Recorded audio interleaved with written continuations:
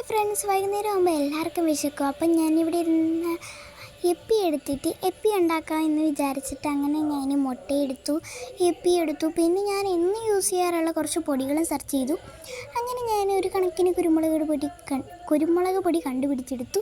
ഇനി നമുക്ക് നമ്മുടെ ഫേവറേറ്റ് ആയിട്ടുള്ള മുളക് പൊടി, എല്ലാത്തിലും യൂസ് ചെയ്യുന്ന മുളക് പൊടി അങ്ങനെ എടുത്തിട്ടുണ്ട്. പിന്നെ ഞാൻ ഗ്യാസ് സ്റ്റവ് ഒക്കെ കത്തിച്ച് അതിനകത്ത് നമ്മുടെ ചീനിച്ചട്ടിയും വെച്ചിട്ടുണ്ട്. അതിനകത്ത് വെള്ളമെല്ലാം പറ്റി വരുമ്പോൾ കുറച്ച് എണ്ണയും ഒഴിച്ച് സെറ്റാക്കി എടുക്കുന്നുണ്ട്. ഇനി എണ്ണ ചൂടാവാൻ വേണ്ടിയിട്ട് 2 മിനിറ്റ് വെയിറ്റ് ചെയ്യണം.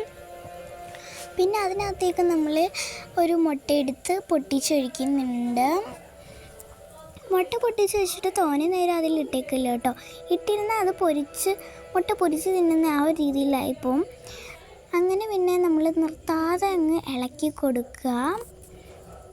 അങ്ങനെ അത് നല്ലപോലെ ഇളക്കി വരുന്നുണ്ട്.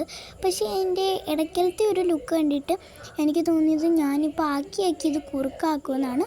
പക്ഷെ കുഴപ്പമൊന്നുമില്ല, അത് വെന്ത് വരുമ്പോൾ കറക്റ്റായിക്കോളും. അങ്ങനെ അതെല്ലാം സെറ്റാക്കി അങ്ങനെ ഒരു കണക്കിന് റെഡിയായി വന്നിട്ടുണ്ട്. ഇനി ഇത് നമുക്കൊരു പ്ലേറ്റിലോട്ട് മാറ്റിക്കെടുക്കാം. അങ്ങനെ ഞാനതൊരു പ്ലേറ്റിലോട്ട് മാറ്റി.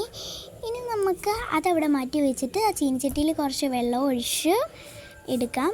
ചീനിച്ചട്ടിയിൽ വെള്ളം ഒഴിച്ചതിന് ശേഷം നമ്മൾ നേരത്തെ എടുത്ത് വെച്ചിരുന്ന കുറച്ച് മസാലകൾ അതിനകത്തേക്ക് ഇട്ട് കൊടുക്കുക. ആദ്യം തന്നെ ഞാൻ മുളക് പൊടി ഇട്ട് കൊടുക്കുന്നുണ്ട്. ഇനി നമുക്ക് വേണ്ടതെന്ന് പറഞ്ഞാൽ കുരുമുളക് പൊടിയാണ്. ഇതെല്ലാം നിങ്ങളുടെ ആവശ്യത്തിനുള്ളത് അപ്ലൈ ചെയ്താൽ മതി. ഓവറായ എരിവ് കൂടി പോകും കേട്ടോ. അങ്ങനെ കുറച്ച് കുരുമുളക് പൊടിയുടെ ഞാൻ ഇട്ടിട്ട് ആ എപ്പിക്കകത്ത് തന്നെ വരുന്ന അതിൻ്റെ മസാലപ്പൊടി ഉണ്ടല്ലോ, അതുകൂടെ ഞാൻ ഇട്ട് കൊടുക്കുന്നുണ്ട്. ഇതിൻ്റെ എല്ലാത്തിൻ്റെ കൂടെ കളർ കണ്ടപ്പോൾ ഞാൻ വിചാരിച്ചു ഭയങ്കര എരിവായിരിക്കും, എനിക്കിത് തിന്നാൻ പറ്റത്തില്ല എന്ന്. പക്ഷെ വലിയ കുഴപ്പമൊന്നുമില്ലായിരുന്നു, എല്ലാം സാധാ രീതിയിൽ തന്നെ ആയിരുന്നു എരിവ്.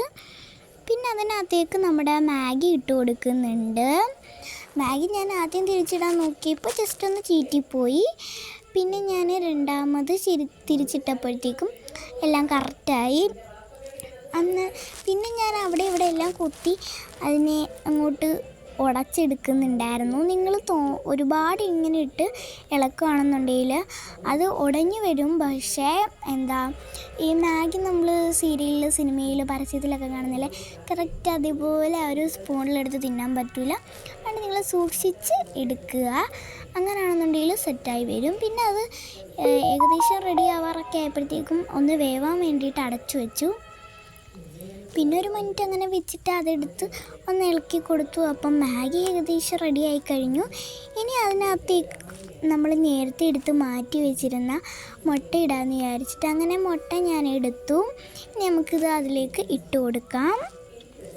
മുട്ട ഇട്ടിട്ട് നല്ലപോലെ മിക്സ് ചെയ്ത് കൊടുക്കുക. ഇനി ഗ്യാസ് സ്റ്റവ് ഓഫ് ചെയ്ത് നമ്മുടെ മാഗി റെഡി ആയി കഴിഞ്ഞു. ഇനി നമുക്ക് ഇഷ്ടമുള്ള പ്ലേറ്റ് എടുത്ത് അതും കഴുകി, പിന്നെ നമ്മുടെ ആ ഒരു സ്പൂണൂടെ കഴുകി എടുത്താൽ മതി. അത് നല്ലപോലെ കഴുകണം കേട്ടോ.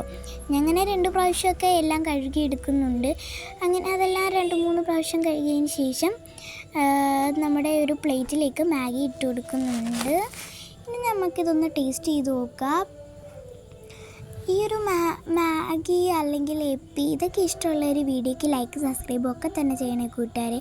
പിന്നെ അതുമാത്രമല്ല, വേറെ ഒരു കാര്യം ഇവിടെ ഉണ്ട്. നിങ്ങൾക്ക് എപ്പി ആണോ അതോ മാഗി ആണോ തോനെ ഇഷ്ടമെന്നുള്ള കമൻറ്റ് കൂടെ ചെയ്തേക്കണേ കൂട്ടുകാരെ. ബൈ.